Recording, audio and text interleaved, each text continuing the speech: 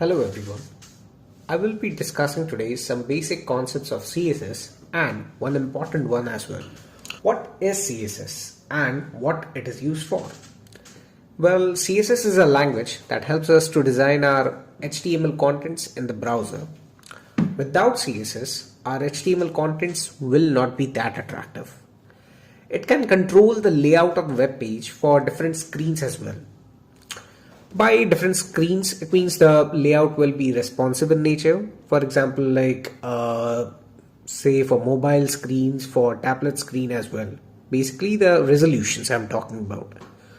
So let's dive into the code and see how we can utilize CSS, and some important concepts will be there around as well. Let's add some HTML content. See. Now we are going to see the syntax of our CSS. How can we apply CSS to this particular div and h1 tag? Well, this is going to be the structure. This selector, first it will select a particular HTML element and apply CSS to it. ID and class selectors are the most used selectors. Let's try to add some CSS to this text element class name.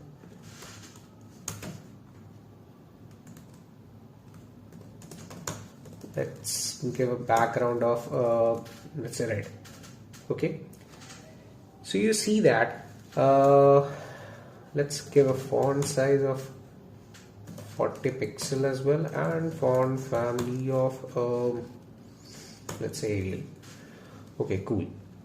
So instead of adding font size and font family inside the text element, what we can do is we can use something called universal selector, that is star mark. It will apply the font size and font family to each and every element.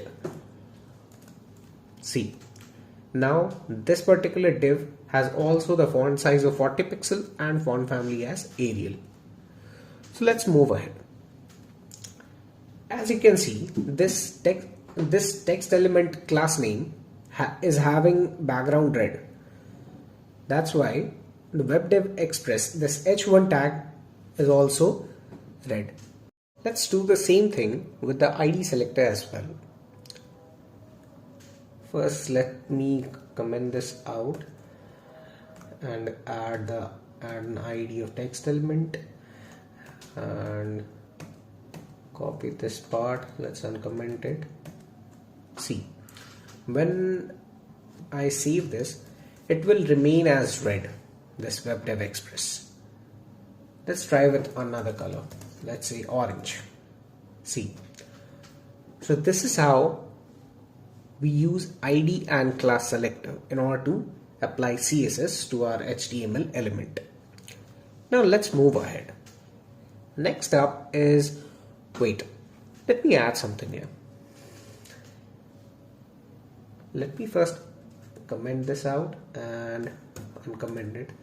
So it's back to where we started with text element as our class name. Okay, it is now showing as background red. Now let's try to uncomment it, the ID selector part. What's gonna happen? See, background turned to orange, overriding the background red of class selector. You see the difference, right? The CSS associated with the ID selector has the highest priority. This is something known as CSS specificity. There may be multiple CSS rules written to a single HTML element, but whichever has the highest specificity, only that selector CSS is going to be applied. Let's understand in a more simpler manner, and let me explain you the rule how you can calculate of which selector is going to be applied or which selector is going to have highest specificity. Think of every selector as a 4-digit number. I'm going to write a 4-digit number at the top in line number 21, something like this. Okay, so the second digit is this one is for the ID selector, and the third digit is for class. So by that sense, this one will be having as a second digit, and for this part it is going to have 0 0 1 and 0. Okay, and this last digit, fourth one, is going to be for generic HTML tags. That is, let's copy this and paste it here, and let's give it a generic tag of h1 here. Okay, and give this as green yellow. Okay, let's comment the ID selector and class selector. Let's see what it's going to show. It is showing currently the green yellow color. Correct? Let's uncomment it. So what I am saying is, and relax, we'll go back to this first digit as well. So the specificity order is decided by looking at the first number. If it is larger, then it uses the specificity for that particular selector. What does it mean? In this example, here 1 is for the ID selector. That's why background orange is applied to the h1 tag. So the specificity order is decided by looking at the first number in this direction. If it is larger, then it uses the specificity, but when it encounters a 0, then it moves to the other digit. That's why in this example, ID selector will have the higher specificity than this class selector and this h1 selector as well. Well, so now comes the first digit. What does it represent? It is for the inline styling. Let's add one inline style of background as blue violet. What do you think? What's gonna happen when I save this file? Let's see. See. So the specificity order in this case would be something like this one. That is why in the CSS for the inline styling overlaps, or I should say overshadow, all other selectors. Okay, let's make it more interesting. Remove the ID. Let's remove the this ID selector part, and let's comment this h1 selector as well. Let's take this text to class name selector as something, let's say green. Okay,